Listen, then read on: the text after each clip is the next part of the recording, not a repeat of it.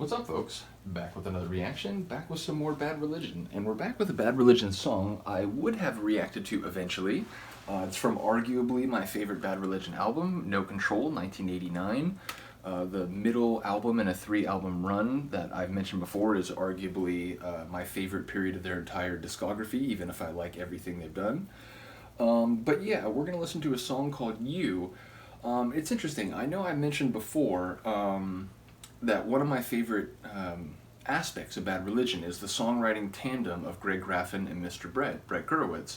I just think, I know in the early years, I've read about they had sort of a rivalry. They were trying to outwrite each other, write better songs than the other person, and I think that sort of, that drive and that push made them both reach some great songwriting heights, if you will. I think very few punk bands, or even bands overall, including bands I like a lot, I think very few of them reached the level of songwriting that Bad Religion has consistently maintained for a long time.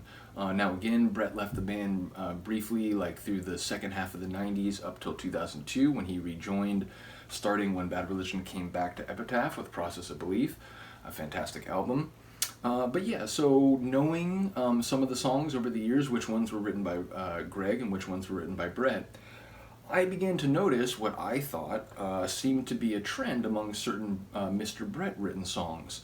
Now my understanding, Mr. Brett Gurewitz, I believe was raised in the Jewish faith, and it felt like there were several songs where the adult, more secular Brett was arguing with or chastising or criticizing in various ways the supernatural deity of the belief system in which he was raised and ensconced as a child.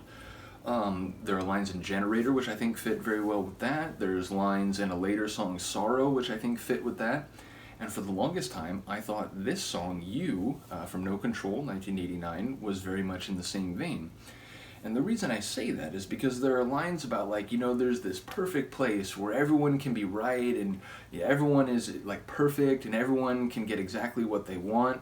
And we all hate like waiting in line to get there, but eternity, my friend, it's a long fucking time.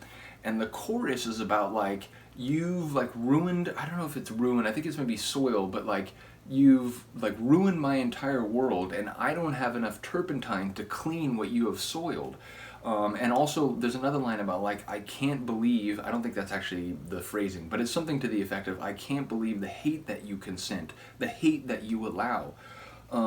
So again, to me, it seemed like a critique of the, what is often called the Abrahamic or sometimes Judeo-Christian supernatural deity, Jehovah, put whatever name on it you want.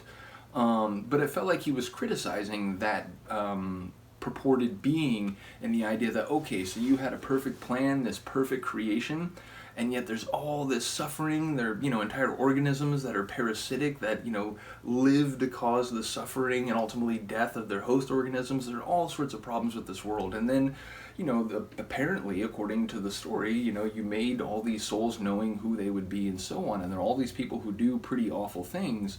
So look at the hate that you allow. Look at the hate that you consent. I don't have enough time, supplies, or ability to fix all the like imperfections and flaws of this world.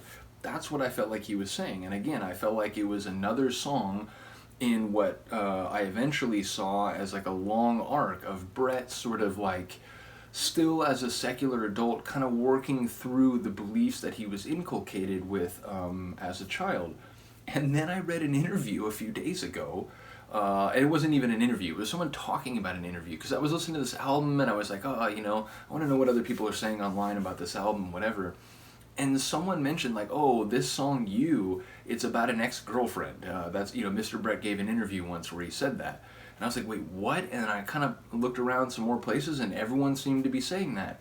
So now my mind is blown, and this song apparently, at least in its writing, I mentioned before, lyrics are dialogue between artist and listener, and the sort of connotations that the listener comes to identify it with are not necessarily those intended by the writer, and there's nothing necessarily wrong with that. But again, apparently from its original intent, this is a song about an ex-girlfriend. And then I was thinking, okay, like, so, I don't have, the turpentine to clean all the damage or pollution you've brought into my life. And suddenly, you know, I can't believe the hate that you consent, and so, like the lines like suddenly, okay, I can see where this might be a thing. I can see where it's about like when you commit yourself to a relationship, you know, you really kind of go all in, and then if it doesn't work out, or if you feel like the person mistreated you or betrayed you or so on, it's like, oh my God, like I put everything on the line, now it's all broken, you're out the door, you don't care about it anymore, and I don't even, like, I still have to keep living now,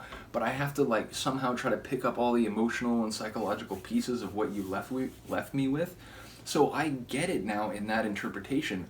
But I don't know, I feel like, you know, read the lyrics for yourself, but I feel like it still works within that context where, again, songs like Generator and to a lesser extent Sorrow also work, where again it feels like Brett sort of, you know, arguing or pushing back against the beliefs he was given as a youth. So let me know what you think, but let's get to it. This is Bad Religion U from the 1989 album No Control.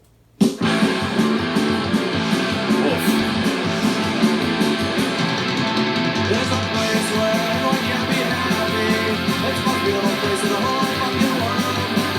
It's made of They don't swear a lot. That's a rare thing. There's little boys, there's little girls, and you know, I wish that I could go there. It's a world that I have not found, and I wish you the best of luck here. Drop me all a letter on my side of town, 'cause there's no time for fussing and fighting, my friend. But baby, I'm amazed at the hate that you can send at you. Been in my entire world, but I don't have the drip and time to claim what you have soiled. And I won't forget it. And again, originally that I Won't Forget It is like, I see everything you've done out in the world, but now it's like, it was between me and you. And this was a qualifications. It's where everyone has been and wherever I goes. So please try not to be impatient. For your hands standing in line. And when the fun is good, fuck you there without a phone. And eternity, my friend, is a long fucking time. 'Cause there's no time for fussing and fighting, my friend. So baby, I'm amazed at the hate that you can send and you. Been in my entire world, but I don't have the Painted my entire world. Again, I like, and I won't forget it.